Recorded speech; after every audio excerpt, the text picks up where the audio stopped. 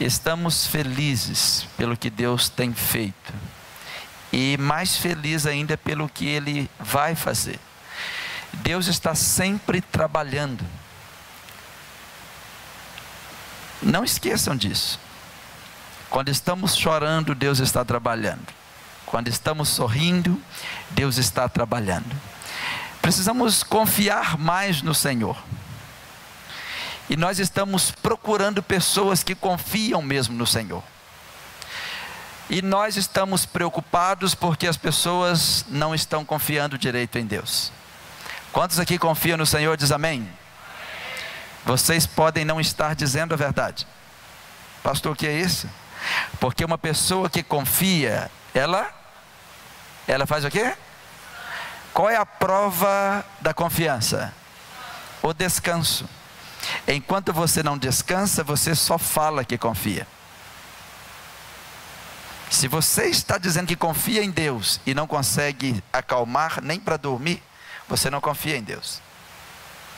É como eu dizer para você, se você confia no seu filho: eu confio. Quantos anos ele tem? 16 anos. Dá o seu carro para ele ir à Vitória. Ele dirige bem. Ah, pastor, mas ele é menor. Vamos colocar 18 anos então. Já tem carteira. Melhorou? Então seu filho sai com mais 3 amiguinhos da mesma idade e diz: mamãe, eu vou a uma festinha em Vitória. Eu volto à noite. Pelas 10 eu estou vindo embora. Qual hora que essa mãe vai dormir? Que hora que essa mãe vai dormir? O filho é ruim? Não, ela não confia. Por isso ela não descansa. Enquanto você não descansa, é porque você não confia. Agora, se o seu filho tem 30 anos de idade, já provou que é um homem responsável, ele tem uma esposa, ele tem filhos, ele mantém a casa em ordem, ele mantém as coisas em ordem, ele diz: mãe, eu estou indo viajar, vou ficar uns 15 dias fora, cuide das coisas aí para mim. Você descansa ou não? Confia ou não? Vai ficar sem dormir 15 dias? Porque você sabe que ele é responsável, então você confia, então você descansa. Diga para mim: então quando eu confiar, estarei descansando. Por que vocês acham que o Salmo 37, versículo 5 diz assim: entrega o teu caminho ao Senhor? Faz o quê? Faz o quê? Diga: confia nele. E o mais? Sabe por que Deus não está fazendo o mais? Porque você não confia que Ele vai fazer. Não descansa, quer fazer sozinho.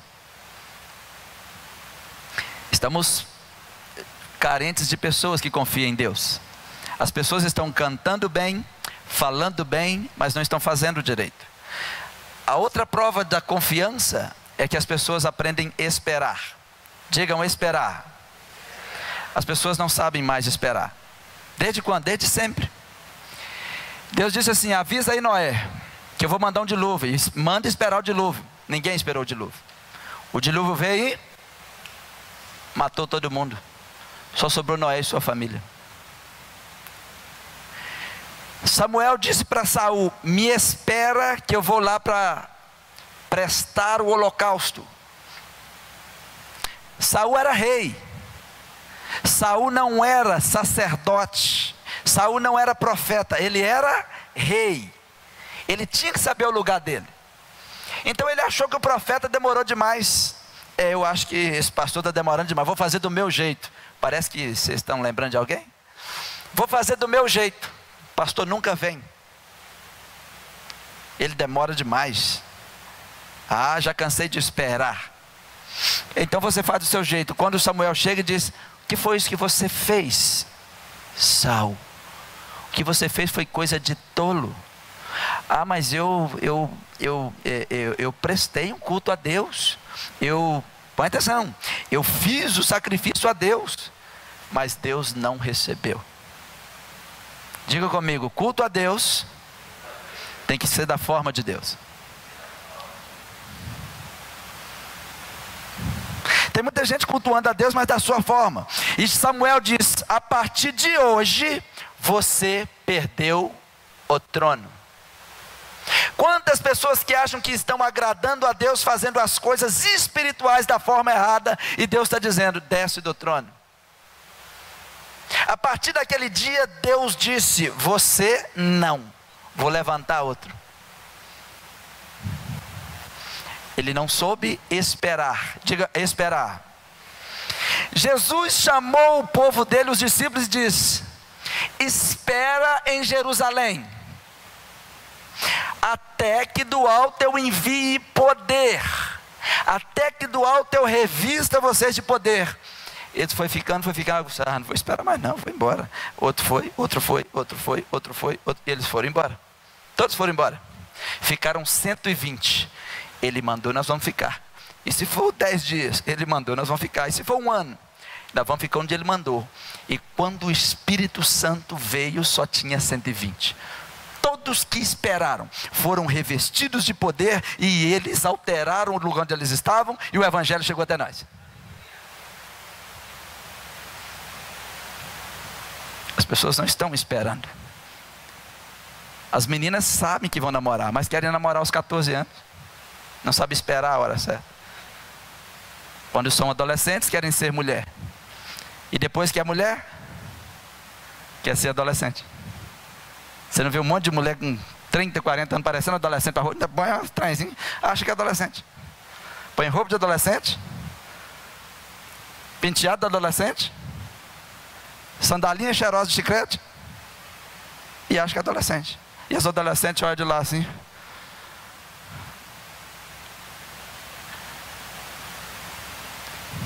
E aí, turma, vocês vão aonde? Aonde você não pode ir. Rapazes também não sabem esperar. Não, eu tenho que namorar agora, eu tenho que fazer isso agora. Você deve casar, mas na hora certa. Imagine se as mulheres grávidas tirarem o bebê com 3 meses. Vai tirar o quê? Um bebê? Como é que vai ter esse bebê?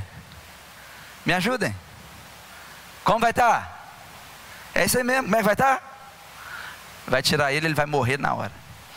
Assim são as coisas feitas fora de hora. Ah não, então eu vou deixar mais tempo, deixa 1 ano e meio. Se você deixar 1 ano e meio, como é que vai estar ele? Não pode ser antes, e nem, tudo tem o seu tempo. Diga para quem está perto de você: aprenda a esperar. Será que Deus está falando com você? Por que não aprendemos a esperar? Fazemos tantas coisas. Meu gabinete vive cheio de mulheres que não esperaram, casaram com 16 anos. E hoje querem ser solteiras. Quem já casou não solta. Já teve sua chance. Parece que ficar solteiro é lepra. Quem disse isso? A palavra solteiro significa completo. Pessoa inteira. Enquanto você não é inteiro, você não é solteiro. Por isso, eu estou procurando a minha metade da laranja. Quem está querendo casar com meio homem? Por isso tem um monte de mulher sofrendo, não casou com um homem completo.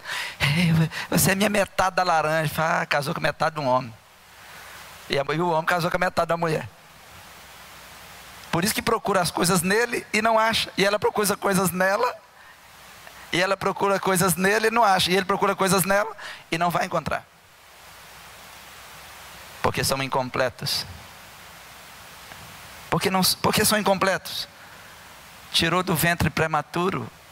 Mais que prematuro, com 3 meses. Precisamos de um encontro sobrenatural com Deus. Estamos com muitos encontros. Muitos encontros. Muitas pessoas têm medo de se encontrar com um pastor. Essa semana eu falei com uma menina assim: eu preciso muito falar com você. Ai, cruz credo, o que eu só preciso falar comigo, pastor? Eu falei: mas por que você está com medo assim? Eu só falei que preciso falar com você. Eu falei: você vai dar uma parada cardíaca desse jeito. Esses dias veio um rapaz falar comigo no gabinete. Ele chegou assim: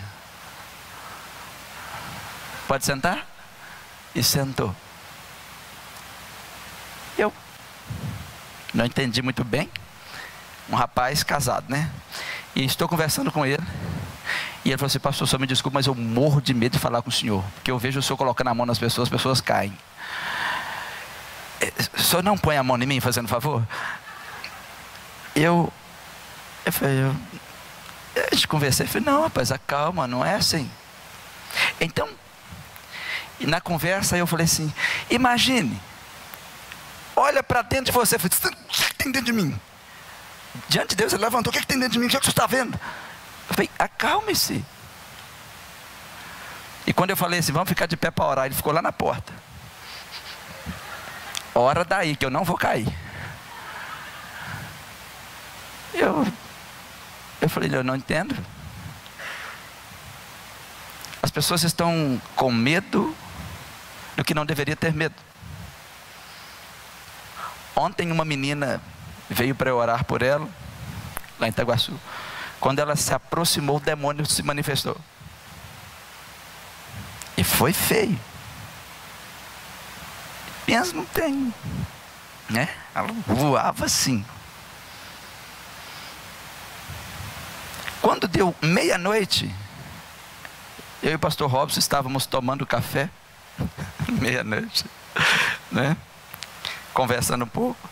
Pastor, a menina está aqui, ela está tentando se matar. Eu falei, não é ela. Alguém quer ela de volta. O diabo, ele quer o seu retorno ao pecado. Se você não entender isso, você vai ficar cedendo para ele. Você já imaginou como que o diabo faz? Ele fica usando as pessoas na sua volta. Não vai na igreja. Você vai caçar na igreja? Por que você vai na igreja todo dia? Espera aí, quantos cultos tem tempo de semana? Por gentileza, me lembrem. Quantos? Isso é todo dia? Mas isso é demais para uma pessoa que não gosta de Jesus. Você vai fazer na igreja todo dia. Nós só temos 2 cultos. E essa mesma pessoa vai no boteco todo dia. E ninguém fala nada. Vocês não pararam para pensar? A mesma pessoa que pergunta por que você vai na igreja todo dia, ela está no boteco todo dia. É uma loucura o ser humano. Eu quero falar com você uma coisa muito importante. Nós precisamos de um revestimento espiritual. Eu estou preocupado com a igreja atual. Estou preocupado com uma igreja que está se apaixonando por ouvir mensagens com programação neurolinguística, com pensamentos humanísticos, com pessoas que estão usando técnicas humanas para seduzir os outros. Quando na realidade nós temos que nos despojar disso tudo e ter só uma mensagem, a Bíblia. Porque Jesus disse assim: as minhas palavras são espírito. Pega a sua Bíblia, por gentileza. Pega a sua Bíblia. Não compare esta Bíblia com revista nenhuma. Nunca esqueça disso. Porque a revista pode não ser a palavra de Deus. Segunda coisa, segura a sua Bíblia. Não compare esta palavra com livro extra nenhum. Ah, mas um sábio falou isso, outro sábio falou isso, um sábio falou aquilo. Cuidado. Os sábios fundaram religiões. Toda religião tem um sábio profeta ou um sábio mentor. O cristianismo não tem nenhum sábio, ele tem um rei, e é Jesus Cristo. Quando Jesus perguntou para os seguidores: quem dizem que eu sou? Uns falam que sou João Batista. João Batista era o quê? Digam, profeta. Outros falam que sou Elias. Ele era o quê? Outros falam que sou um profeta aí. Por quê? Toda grande religião tem profeta. E o cristianismo não tem um grande profeta. O cristianismo tem o Cristo, o Rei ungido, o Todo-Poderoso. Por isso que quando ele olha para os deles, ele diz: e vocês, quem dizeis que eu sou? E eles dizem o quê? Tu és o Cristo, Traduzindo, tu és o rei ungido, o filho do Deus vivo. Jesus não é um grande profeta, ele é a realização de todas as profecias. E ponto final. O que é que precisamos, pastor? Precisamos parar de nos encontrar com a sabedoria humana, porque a sabedoria humana é boa, mas só vai até o túmulo. Põe atenção. As teorias de Buda, se você começar a ler, fala, que sabedoria, mas só vai até o túmulo. A autoridade do governador vai até o túmulo. A autoridade do presidente vai até o túmulo. Mas a palavra de Jesus, eterna. Eternidade. Qualquer coisa que os homens te oferecem é só para essa terra. Qualquer coisa que o diabo te oferece é até o túmulo e depois é morte eterna. Mas o que Jesus te oferece, estamos falando do além-túmulo. Estamos falando de uma vida eterna. Precisamos de um encontro com o sobrenatural, porque com o natural a gente já está encontrando. Você encontra com o patrão, você encontra com os amigos, você encontra com fulano, com ciclano, mas você precisa de um encontro diferente. Imagine Moisés. Moisés se encontrava todo dia com um rei da terra, com o faraó. Deus falou, vou tirar você desse negócio, sei que você está muito encantado. Vamos ler um texto, Êxodo 3:1. Me ajudem, por favor, todos lendo.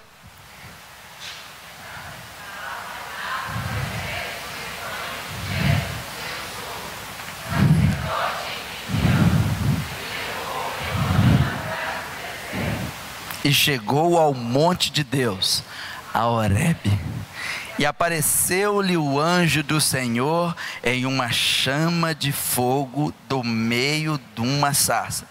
E olhou, e eis que a sarça ardia no fogo. E a sarça, irmãos, Moisés estava no Monte Horebe.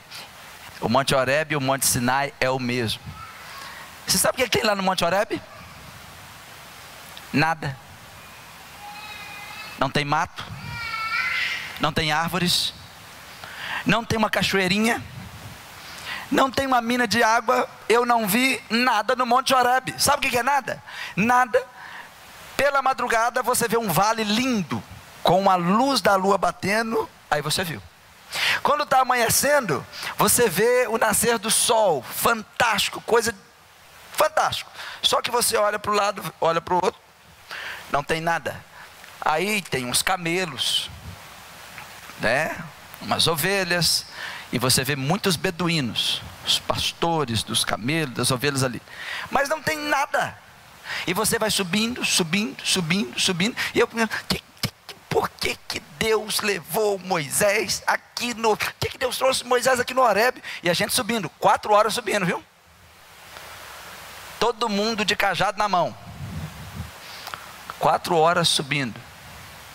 E a gente olhava, chega um momento que não tem mais a estrada, começamos a subir pedras, é uma escada de pedra, mal feita, e nós vamos subindo, barranco, parede de barranco, e nós vamos subindo. E eu me perguntei, por que Deus trouxe Moisés aqui no Horebe? Apacentar o rebanho aqui, mas não tem nada. Você sabe, pastor, mas na época é o deserto é o mesmo. O que é que tem no deserto? Ele estava caminhando com as ovelhas ali, e a Bíblia está dizendo que ele apacentava o rebanho do seu sogro, não era dele. O sogro dele não era um homem qualquer, era um sacerdote, e levou o rebanho atrás do deserto, e chegou ao monte de Deus, a Horebe. Ele levou, deixou no deserto, e ele subiu no monte. Irmãos, quando nós chegamos lá em cima, nós estávamos tranquilos e olhamos. Sabe o que tinha à esquerda? O que tinha à esquerda? Nada. E à direita? Também nada. Só que quando nós pisamos lá em cima, tinha alguma coisa. Era uma terra diferente. Então eu falei com o pessoal, falei, gente, nós estamos onde Deus descia para falar com o homem. Vocês têm noção do lugar onde nós estamos pisando? É um lugar profético. Deus veio aqui, Deus entregou o que nós carregamos aqui onde nós estamos. Os 10 mandamentos estão na sua mão, eu pisei lá onde Deus entregou para ele. Eu falei, gente, aqui não pode ter nada. Por que não pode ter nada? O lugar onde não tem nada é o lugar ideal para Deus se encontrar com você. Onde não tem distração, onde nada vai chamar você, onde o telefone não toca, onde a internet não te rouba as suas horas, onde nada está dizendo, ei, está te chamando ali fora. Você entra, você sobe a um lugar onde dificilmente você vai descer à toa. Você, eu já cheguei aqui, eu tenho que ficar aqui. E quando nós chegamos ali, a única coisa que nós fazíamos era chorar e orar. Choramos e oramos, simplesmente por saber, foi aqui que o Senhor por várias vezes se encontrou com Moisés. Que honra para nós é pisar no lugar onde o Senhor veio na sua nuvem, onde o Senhor entregou os 10 mandamentos. Vem na cabeça, será como foi? Como era? Só que o que me chamou a atenção é que não pode ter nada. Precisamos subir ao monte. Pastor, por que a gente sobe o monte? Principalmente um monte onde não tem nada, onde não tem fruta, onde não tem água, onde não tem casa. Para quê? Para ficar só você e Deus. Ele sobe no monte de Deus. Vocês não têm noção do que eu estou dizendo. Nós estávamos ali em cima, nós nos perdemos ali em cima. Pastor, eu não fui. Todos que colocaram o nome naquele bloquinho, eu coloquei aquele bloquinho lá em cima e oramos ali, apresentamos ali. Pastor, e depois aquele bloquinho, quem colocou o nome naquele bloquinho que eu escrevi, que eu coloquei? O nome de vocês está lá. Alguém viu onde o Trump colocou a mão no Muro das Lamentações? No jornal, vocês viram? O Trump, o presidente. Naquele lugarzinho ali está a maioria dos pedidos. Eu identifiquei o lugarzinho. Todos os pedidos estão ali, estão dentro do Muro da Lamentação. Então, se você pôs o seu nome, você pode dizer, o meu nome está lá no Muro das Lamentações. Pastor, por que muro? Deus disse para Salomão, toda oração que você fizer nesse lugar, eu responderei. E nós oramos, hein? E estava chovendo gostoso, que trem bom. Irmãos, ele chega no monte de Deus, a Horebe. Horebe, Monte Sinai, Monte de Deus, tudo é a mesma coisa.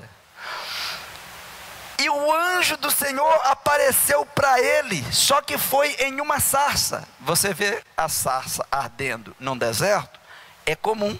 Só que a sarça que ele estava olhando para ela não desaparecia.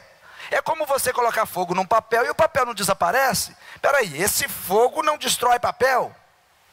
Aquele fogo não consumia a sarça. Ele simplesmente parou e percebeu que o fogo não consumia a sarça. Ele falou, tem alguma coisa errada com essa sarça. Versículo 3. Então Moisés disse, agora me virarei para lá. Por quê? Dá para entender que ele falou assim, não pode ser verdade. Não pode ser verdade. Então ele disse, não pode ser verdade. Agora eu vou lá para ver se é verdade. Porque essa sarça não está desaparecendo. Agora me virarei para lá e vou ver essa grande visão. Porque ele não havia. Você já viu alguma coisa grande? Você não pode ser verdade. Agora eu vou olhar de novo. Talvez no seu casamento. Será que eu estou casando mesmo? Eu vou fechar o olho e vou abrir de novo. Estou. E depois diz, por que eu casei mesmo? O tema lá dos jovens, da juventude lá é casar para quê? E eles estão gostando. Precisamos saber para quê, né? Para fazer certo. Ele, agora eu vou virar e vou olhar essa grande visão.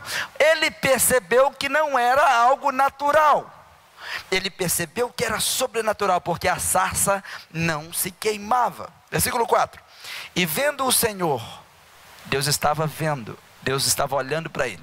Vendo o Senhor que se virava para ver, bradou Deus a ele do meio da sarça e disse o quê?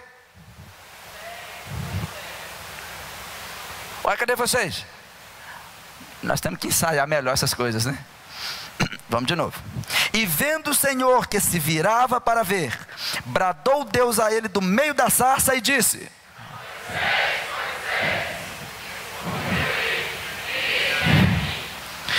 quando ele ouviu Deus, ele se dispôs. Moisés estava à toa? Não, estava trabalhando com o sogro dele. Mas quando ele ouviu a voz de Deus, ele se dispôs. Ele não questionou Deus, ele não arrumou Deus. Quando Deus falou com ele: Moisés, Moisés, ele respondeu: eis-me aqui.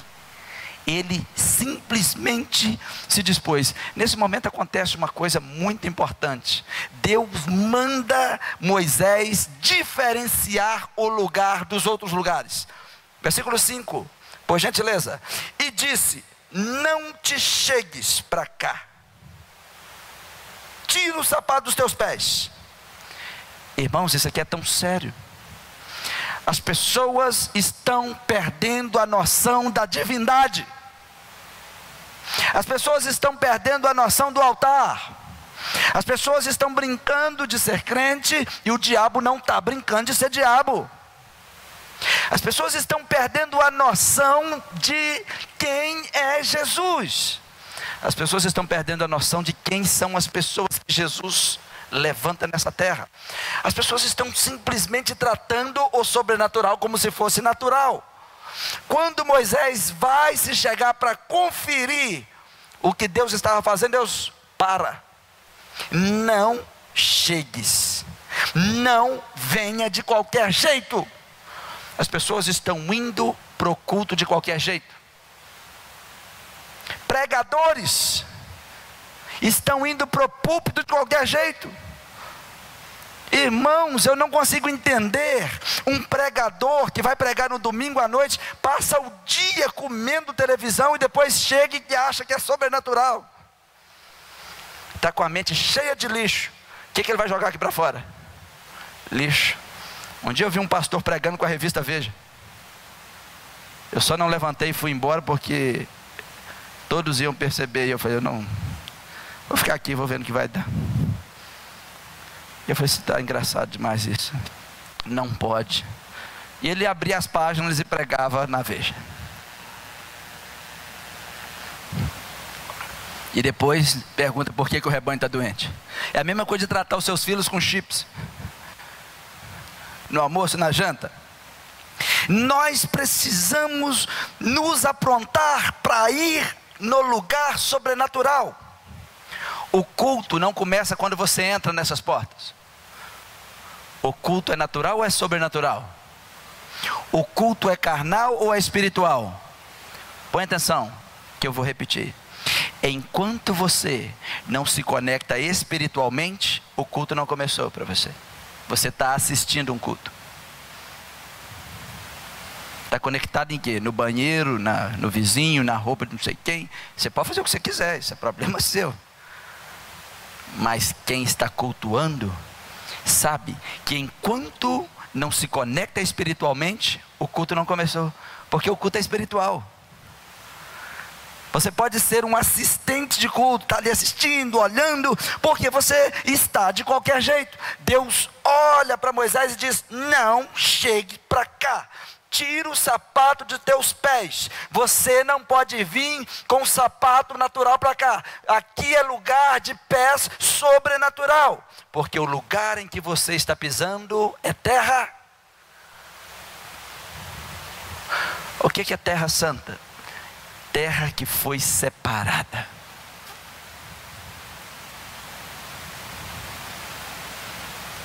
Um homem que casa com uma mulher santa nunca deveria tocar nela de qualquer jeito, porque ela é terra santa.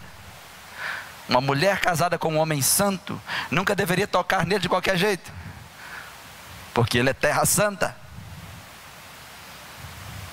Se nós separamos esse lugar aqui para dedicar a Deus e chamar isso aqui de templo templo de Deus, onde nos reúne a sua igreja. Então nós temos que pisar aqui diferente, precisamos sentar nessas cadeiras diferente, precisamos ter um assunto diferente aqui dentro. O lugar não é santo porque você está aqui simplesmente. O lugar é santo por causa da presença de um Deus santo. Porque se Deus não estivesse naquele lugar, aquele lugar é um lugar como qualquer outro.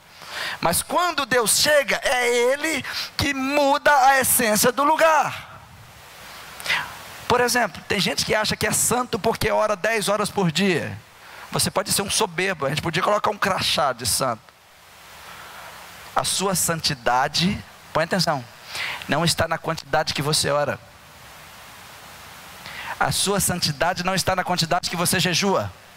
A sua santidade não está na quantidade que você vem ao culto. A santidade é medida pela presença do Deus Santo. Se você ora 8 horas por dia e acha que é santo e não tem o Espírito Santo, que santidade é essa? A santidade é caracterizada pela presença do Espírito Santo, não pela quantidade de coisas que você faz. Porque tem gente que acha que é mais do que alguém porque ele faz muita coisa na igreja. É perigoso ele até Jesus dessa aí que é minha vez de ser crucificado. São as pessoas que acham que vão para o céu porque fazem alguma coisa. São as pessoas que acham que Deus vai fazer algo para ele porque ele faz muito sacrifício. Eu vou repetir aqui: não existe sacrifício seu que te leve ao céu. Você pode carregar pedra, andar de joelho, carregar madeira, fincar um monte de coisa nas costas. Agora eu vou para o céu. É impossível que Deus não está vendo. Deus está dizendo: você é um bobo? Você acha que se você tem condição de abrir um caminho para ir para o céu? O único sacrifício que te leva ao céu é o sacrifício puro e santo de Jesus na cruz. Mais nada. Você só tem que aceitar e viver com Ele. Por isso que precisamos de um encontro sobrenatural.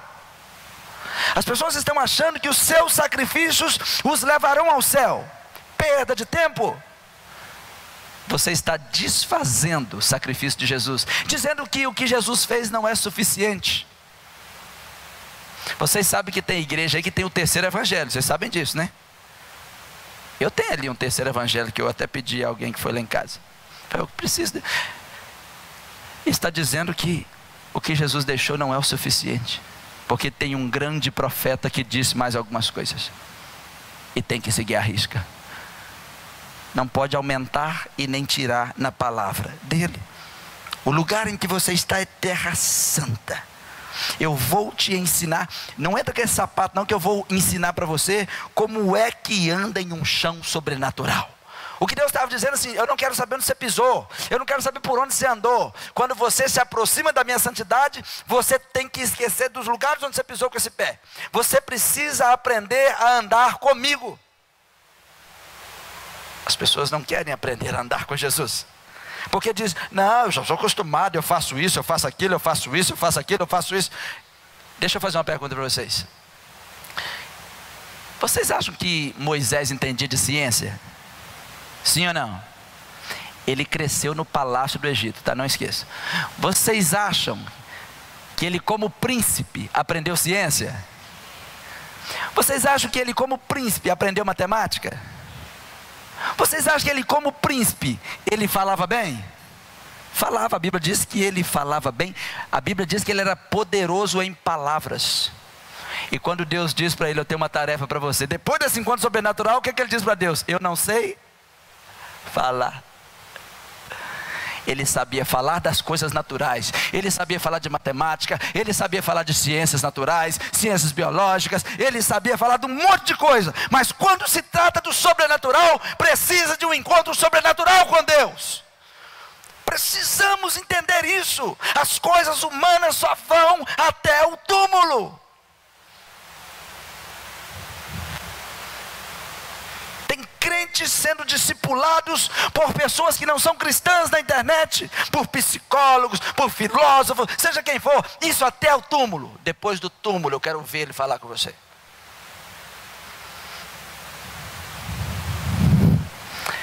Tem 2 pessoas que eu conheci o ano passado, e eles disseram: eu sou ateu. Não acredito em Deus. E durante o ano aconteceram algumas coisas, e eu fui no sepultamento de uma pessoa da família deles, de Vitória. Me chamaram para ir lá, pela família. Então uma pessoa que estava comigo aqui da igreja falou assim: então você é ateu, o que você tem a me dizer aqui no cemitério? Sabe o que eles responderam? Aqui no cemitério nós não temos nada para dizer, porque aqui acabou tudo. Ali eu aproveitei e entrei na minha mensagem, porque é aqui que começa. Nós ainda nem começamos a viver. Ei, irmãos, estamos precisando de cristãos com um encontro sobrenatural com Deus. Disse mais: eu sou o Deus de teu pai, de Abraão, de Isaac e de Jacó. O que Deus estava dizendo? Eu sou Deus de gerações. Eu sou um Deus de gerações. Os meus filhos serão abençoados na minha geração, porque quando chegar a geração dele, eles têm que abençoar a próxima geração. A nossa geração precisa ser abençoada por nós. O nosso país precisa da nossa oração. Deus está procurando um homem e uma mulher que entre na brecha, mas que tenham coragem de esperar um revestimento sobrenatural. Um homem e uma mulher que tenha coragem de abrir mão de um palácio mundano para ir para um lugar onde não tem nada. E Deus fala assim: agora eu me encontro com você, porque agora você deixou o palácio, você não é mais príncipe, agora você está aqui, a coisa que você está cuidando nem sua é. Agora é a hora do nosso encontro, porque agora eu vou falar o que eu fiz, como você nasceu, para que você nasceu. Você nasceu para ser o libertador da sua geração.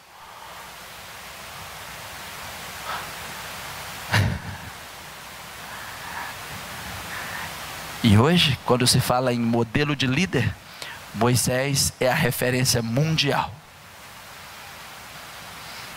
Qualquer homem ou mulher que se coloca diante de Deus e diz: Deus, eu preciso fazer o que eu nasci para fazer, senão eu vou continuar fazendo o que as pessoas querem que eu faça.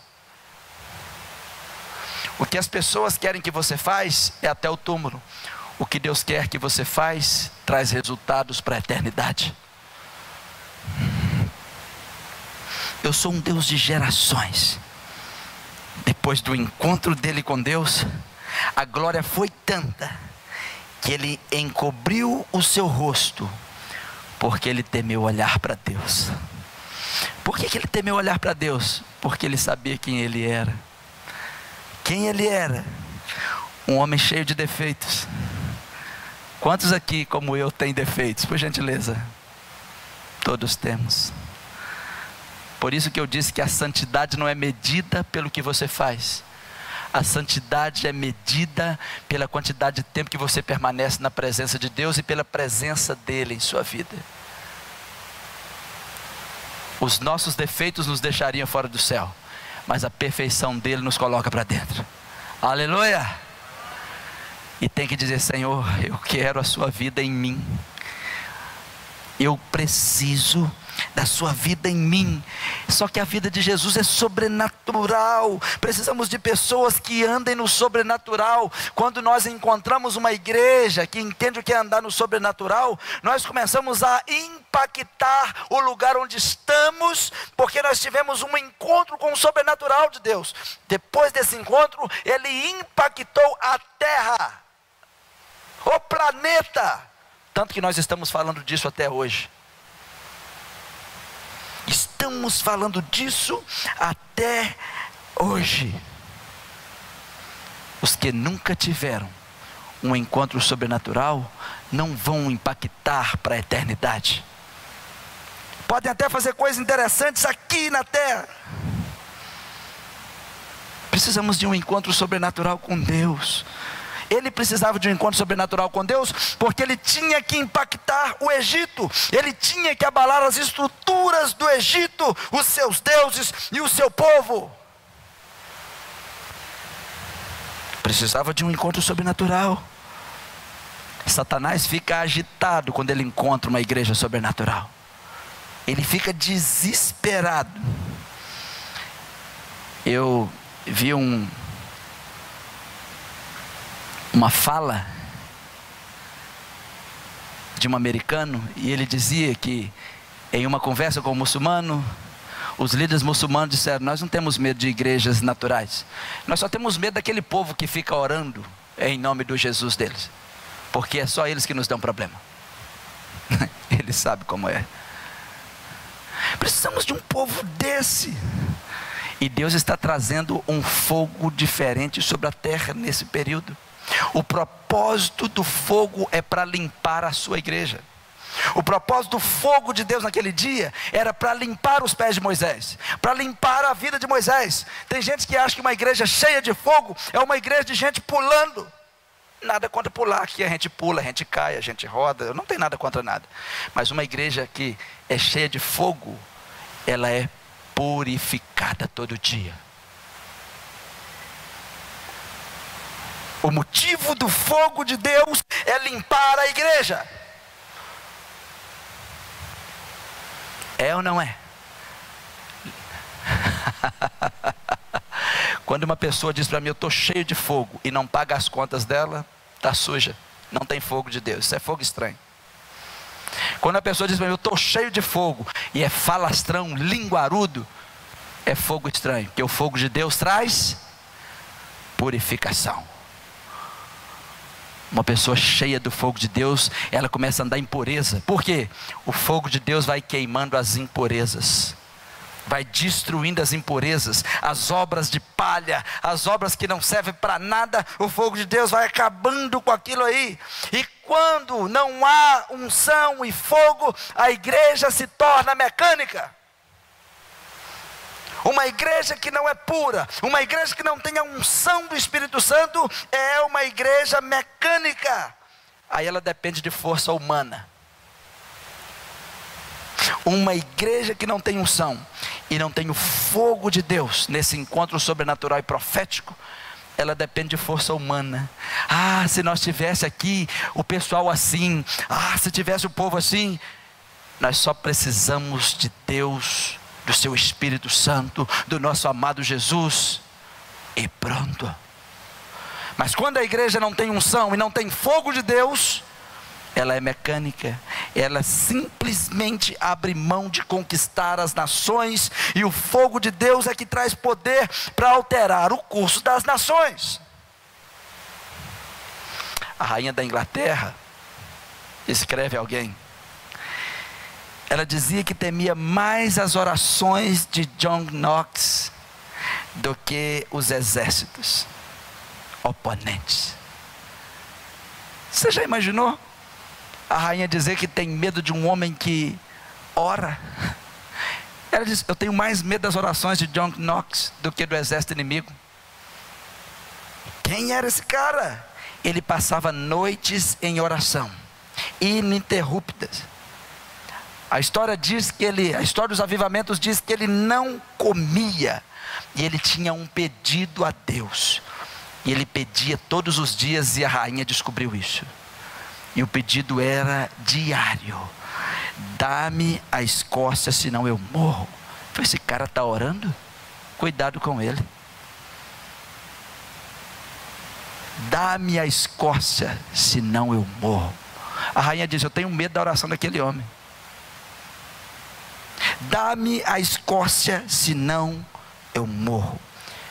Se nós negligenciarmos a oração,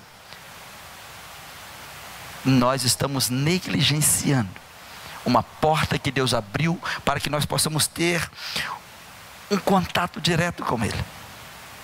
Precisamos de pessoas envolvidas nisso. Precisamos de pessoas que não têm medo disso. Pastor, mas eu tenho medo de perseguição.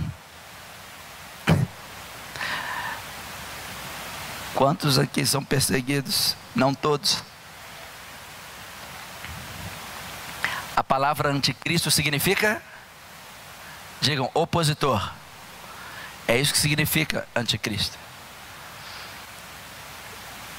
O anticristo não vai se opor contra nenhuma outra religião. Se você falar que é cristão, ele se opõe a você. Opositor a Cristo. Os meninos na escola podem falar que é qualquer coisa, e eles vão achar bonitinho. Ah lá, fulano é Krishna. Oh, lá ele é da Seishnoye, deve ser legal. Massa, ó, maneiro. Fala que é crente. Quadrado aí. Chegou um crente aí, ó. E eles ficam perseguindo. Porque a palavra anticristo é opositor a tudo que leva o nome de Cristo. Quem leva o nome de Cristo a não ser a igreja de Cristo? Pastor, mas isso não é no futuro. 1 João 4,3, eu leio para vocês. E todo espírito que não confessa que Jesus Cristo veio em carne não é de Deus, mas este é o espírito do qual já ouvistes que há de vir. Leiam por gentileza o resto. Quando que o espírito do anticristo vem? Já está desde sempre. O anticristo é que ainda não veio, mas o espírito do anticristo já está aí. E o que ele faz? Oposição a Cristo, oposição a todos os seus seguidores. Ele vem sempre se opor. O espírito de anticristo usa pessoas dentro da igreja. Ele se opõe contra a unção, se opõe contra o pastor, se opõe contra a igreja. Ele opera no meio natural, e a proposta do anticristo é naturalizar a igreja, fazer com que a igreja funcione sem Cristo. Já parou para pensar? E tem um monte de igreja funcionando sem Cristo. De vez em quando aparece alguém aqui e diz: pastor, eu nunca ouvi falar do Espírito Santo, e eu sou crente há anos. Porque a sua igreja é natural. A proposta do anticristo é naturalizar a igreja, porque quando a igreja for natural, ela saiu do sobrenatural, então está com ele. E isso é um grande problema para nós. Então, quando você diz que é espiritual, que é sobrenatural, que é seguidor de Cristo, você tem uma oposição. Por isso que precisamos, sem medo, de um encontro com o sobrenatural. Eu fico observando sempre os cristãos que se opõem à igreja, cristãos que se opõem à unção, que se opõem à palavra, cristãos simplesmente que não estão vigiando. Agora mesmo eu estava falando com a minha esposa no carro, eu estou muito enlouquecido, porque parece que as pessoas não estão prestando atenção na mensagem.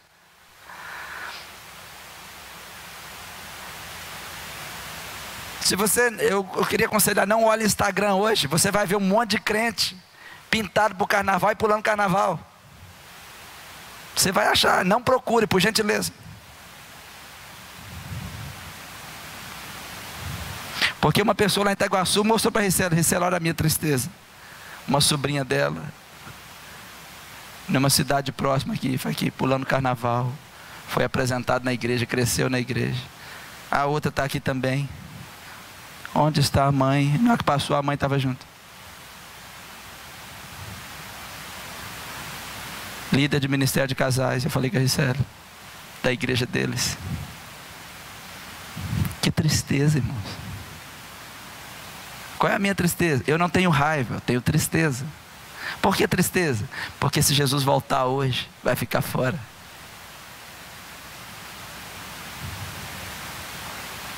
Vai ficar fora.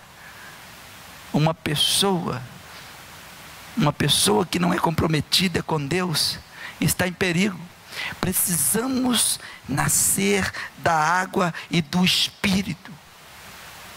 Precisamos nascer da água e do Espírito. O que é nascer da água? Ser lavado pela palavra. E do Espírito, ter um encontro sobrenatural com Jesus Cristo. Porque Jesus falou o seguinte, João 3,5: na verdade te digo, que aquele que não nascer da água e do Espírito, não pode entrar no reino de Deus. Não pode entrar no reino de Deus.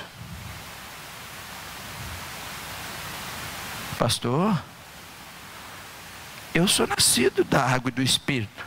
Eu fui lavado pela palavra. Eu tive um encontro sobrenatural. Eu espero que sim. Porque a meta de toda igreja deve ser buscar ser guiada pelo Espírito Santo de Deus. Se você diz que é filho de Deus e não é guiado pelo Espírito Santo de Deus, você que está aqui, você que está em casa, se você diz que é filho de Deus e não é guiado pelo Espírito Santo de Deus, é um mentiroso.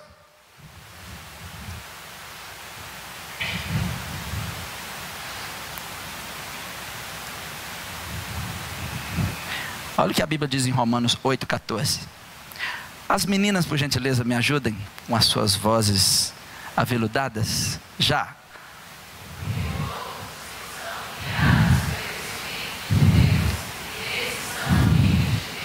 Quem são os filhos de Deus? Quem são os filhos de Deus?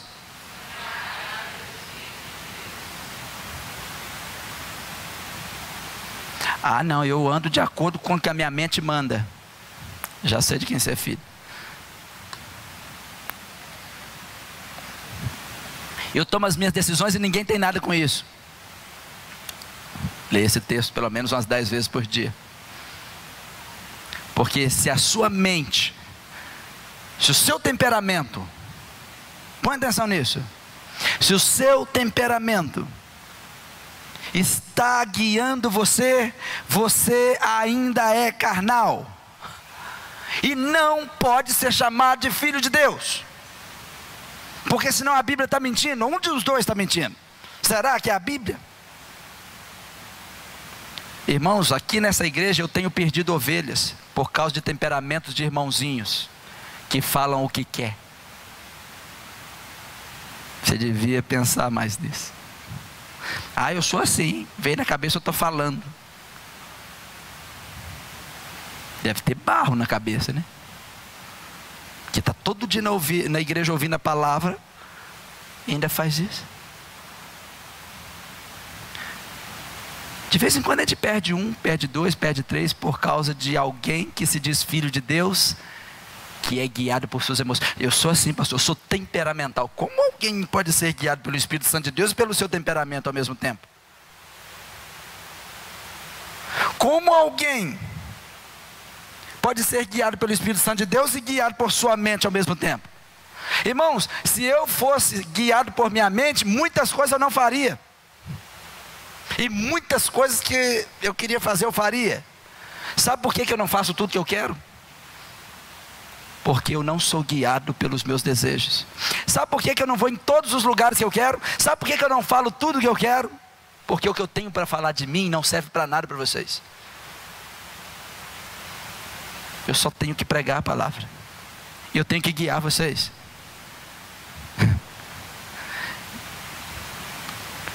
Quantos de vocês conhecem gente que não pisam mais na igreja porque foi ofendido? Por gentileza. Ofendido por quem? Filhos de Deus. Comigo é assim, Deus mandou falar, eu estou falando. E ainda levanta o peito. Será que Deus mandou falar mesmo? As pessoas transformam a mente em Deus e falam que foi Deus. E Deus, eu não mandei você falar nada. Você não é o pastor da igreja. O guia da igreja é o pastor, não é você.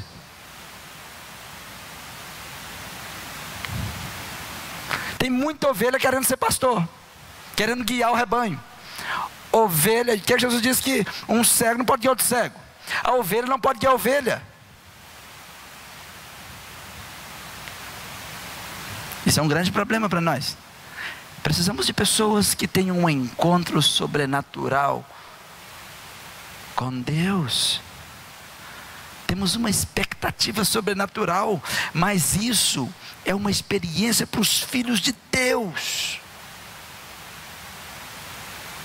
Pessoas que precisam viver com o Espírito Santo de Deus. Pessoas que andam em Espírito e vivem em Espírito. Tem gente que só é espiritual aqui dentro da igreja, mas no trabalho ele não é espiritual mais. Quando eu falo para você viver, viver quer dizer o quê? Todos os dias. Digam, todos os dias. Viver é o quê? Todos os dias. Olha o que a Bíblia diz em Gálatas 5:25. Se vivemos em Espírito, então o que é andar em Espírito? É isso mesmo. Se você vai à loja, não esqueça que você vai em Espírito. Tem gente que é espiritual aqui, mas na loja ele é carnal, ele xinga o vendedor. No trânsito ele xinga a pessoa que está do lado, né?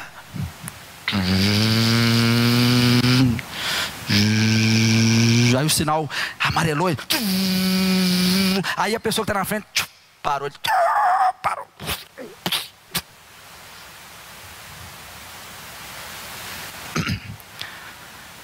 Então a pessoa está ali atrás. Vou pôr as caveirinhas. Caveirinha, morrinho. Ela está falando um monte de coisa. Vocês estão pensando que está falando? Seu não sei o que. Eu tenho que ir. E muda de rádio. E a mulher está do lado. Meu bem, calma. Calma, meu bem. Calma. E tem outro carro atrás. Calma, meu bem. Calma. E de repente o sinal abre. E o outro carro não sai. E o carro e abre a porta. E alguém pisa lá de fora. E vai até o veículo. Documento do veículo. Eu, senhor, sou polícia. Documento do veículo, por favor. Mas por quê? Está escrito aí, eu ouvi no retrovisor, propriedade de Deus. Você roubou esse carro. Por que eu roubei? Estou vendo o retrovisor, você me xingando. Impossível, alguém que está numa propriedade de Deus está xingando o tanto que você está xingando. Documento do carro e o seu, você deve ser um bandido. Ou você é um cristão falso. Diga-me qual você é. Tem coragem de colocar o símbolo da Ibre Jetibá e xingar os outros no trânsito. Olha, é da Ibre Jetibá, xingou. Deve ter roubado o carro.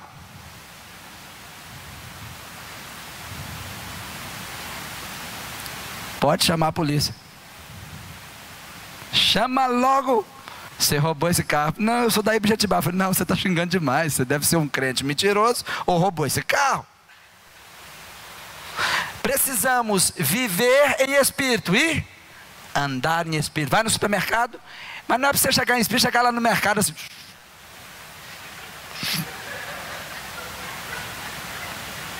Me dá esse biscoito recheado, aleluia. Você está no caixa do supermercado, glórias a Deus, aleluia. O pessoal, vamos gente, não, vou fazer um momento de oração. Eu queria pedir o pessoal da minha fila para ajoelhar comigo. Estamos aqui nesse supermercado e temos que viver e andar em espírito. O caixa também, por favor, feche os seus olhos. Enquanto isso vai lá um bandido. Não é disso que eu estou falando. Porque tem gente que acha que é isso que é ser espiritual. Andar em espírito é ser guiado pelo Espírito. Viver em espírito é ser guiado pelo Espírito. Quer ver? Aí começa as coisas a acontecerem. Ai, você está no supermercado e você está quase chegando. Aí chega 3 pessoas de 75 anos. Pode passar na frente. Eu vou matar eles agora. Aí você diz, eu sou guiado pelo Espírito Santo. Então você, Senhor, ajuda-me. Você está com vontade de voar naquelas pessoinhas que estão na sua frente. Mas você está lá, Senhor, me ajuda. Preciso mudar isso. A Bíblia diz para você mortificar a carne todos os dias. Mata isso de mim, Senhor. Aí quando você é guiado pelo Espírito Santo, isso é domínio próprio. O que é domínio próprio? Lembra? Dominar, dar ordem a si mesmo e cumprir. O que é dominar os outros? Dar uma ordem para os outros e mandar cumprir. O que é mais fácil? Dar uma ordem para os outros ou dar uma ordem para si mesmo? Para os outros ou para si mesmo? Você tem que chegar às 6 horas da manhã e você só chega às 11. Porque é mais fácil fazer assim. Eu quero ver você fazer assim. Chegue às 6. Ah, não, é muito cedo. Então por que você está fazendo assim? Você olha para o seu filho. Se você entornar suco na mesa de novo, eu te arrebento. Por que você não faz assim? Se você entornar suco de novo, eu te arrebento. Depois você vai, mete o soco em você mesmo. Quantos aqui já fizeram o que você pediu para os seus filhos não fazerem? Assim como eu. Por gentileza, assumam, eu estou assumindo. Vamos assumir. Viu como somos problemáticos? É porque somos guiados por nós mesmos. Quem é guiado pelo Espírito Santo sabe, eu preciso aprender a dar ordem para mim primeiro, para depois dar ordem para os outros. Isso é domínio próprio. Diga domínio próprio. É dar ordem para si mesmo e fazer cumprir. Faz assim com o seu dedo. E aponta para você. Diga 2018. Você vai emagrecer 2 quilos. E que se cumpra. Senão eu te arrebento.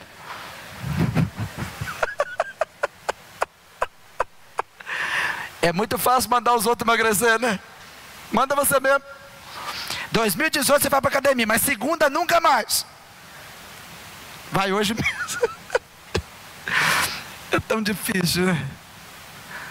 Se todo mundo entendesse o que é domínio próprio, feriríamos mais os outros, porque você ia se ferir primeiro. Quem é guiado pelo Espírito Santo de Deus? Ai, você é forte. Eu não tenho paciência. Eu vou arrebentar agora. Eu vou bater. O que você quer bater? O que é mansidão? Me ajudem. Vamos lá. A palavra mansa é para alguém fraco? O fraco precisa ser manso? Já é fraco. Vai avançar em quem? Eu vou avançar em você. E espera que eu estou quase avançando. Já vou. Espera aí, não sai daí não. Eu já vou. Eu vou acabar com você. Agora. Eu vou acabar com você ainda. Ele não precisa de mansidão. A palavra manso só se aplica aos fortes. A palavra manso só aplica a quem tem poder ou a quem tem força. Ser manso é ter poder para destruir e não usá-lo. Ser manso é ter força para bater e não bater. Ninguém amansa um cavalo que não faz nada. O menino monta nele e o cavalo está. Agora monta num cavalo, ele te mete coisa, te joga para o chão. O dono faz o quê? Esse cavalo precisa amansar. Então a palavra mansidão só se aplica a quem tem força. Ah, eu tenho muita força, quando eu já vi, eu já fiz. Viva em espírito e anda em espírito. Eu tenho muita força, mas eu não posso usá-la da forma que eu quero. Uma pessoa que tem um encontro sobrenatural e profético com Deus, ela é diferente. Você sabe que essa pessoa, antigamente, ela mataria você, mas hoje ela é dominada pelo Espírito Santo. Ela tem poder para destruir e não destrói. Por quê? Ela não é guiada por sua força. É guiada por quem? Ele pode ser chamado de filho de Deus, porque nasceu de novo. Essa pessoa destruiria você. Essa pessoa ia acabar com você. Por que ela não vai fazer isso? Porque hoje ela não é guiada pelo seu poder. Ela é guiada pelo Espírito Santo. Leiam por gentileza Gálatas 5:25, todos.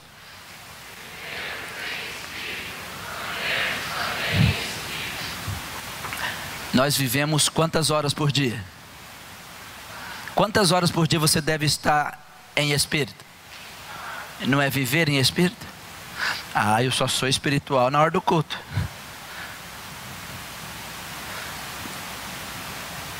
"24 horas espiritual, tomando decisões espirituais, fazendo coisas espiritualmente. É por isso que nós precisamos viver em espírito." Então, pense nisso. "Pastor, esse domingo é profético." Essa palavra é profética. Que se você tiver um encontro sobrenatural com Deus, você vai começar a impactar a sua casa, impactar a sua cidade, impactar talvez a nação. Para isso, precisamos de um encontro sobrenatural com Deus. Precisamos de alguém que tenha coragem de se encontrar com Deus. E o diabo vai parar de falar aos seus ouvidos, porque ele fala aos ouvidos de quem dorme com ele. Mas quem vive em espírito e anda em espírito, o diabo tem que andar ao derredor. E quem vive em espírito é porque nasceu de novo. E a Bíblia diz que quem nasceu de Deus não vive, conserva-se, e o maligno. Você quer que o maligno nunca te toque? Tem que nascer de Deus. 1 de João, capítulo 5, versículo 18. Eu agora comprei uma ferradura. Vai lá e prega na porta da sala. Agora o capeta não entra. Até parece que ferradura é inseticida de capeta. Aí no carro está um rabo de cavalo na chave do carro. Desse tamanho. Por que é isso? É para o capeta não tocar em mim. Então, fosse assim, os cavalos nenhum. Não é problema. Não é? Gente, daqui a pouco tem alguém com a tromba de elefante na chave. A Bíblia não diz que você precisa de amuleto. A Bíblia diz que você precisa ser nascido de Deus. Aquele que é nascido de Deus não vive na prática do pecado. Cuida de si mesmo. Diga, de si mesmo. Não é para você cuidar dos outros. Cuidar de si mesmo. Tem muita gente cuidando do vizinho, cuidando, você viu fulano, cuidando da vida dos outros. Quem é nascido de Deus cuida da própria vida. Conserva-se a si mesmo. Você está cuidando da vida dos outros, é a sua apodrecendo. E se você entender isso, sair da prática do pecado e cuidar da sua vida, o maligno não. 3 coisas: nascer de Deus, sair do pecado e cuidar da própria vida. E que Deus nos abençoe. Põe-se de pé todos vocês. Eu quero cantar uma canção com vocês. E peço a vocês que separem um tempo. Nós vamos terminar já. Para você ter um encontro sobrenatural com Deus. Não deixe o diabo te enganar. Não deixe o diabo mandar em você.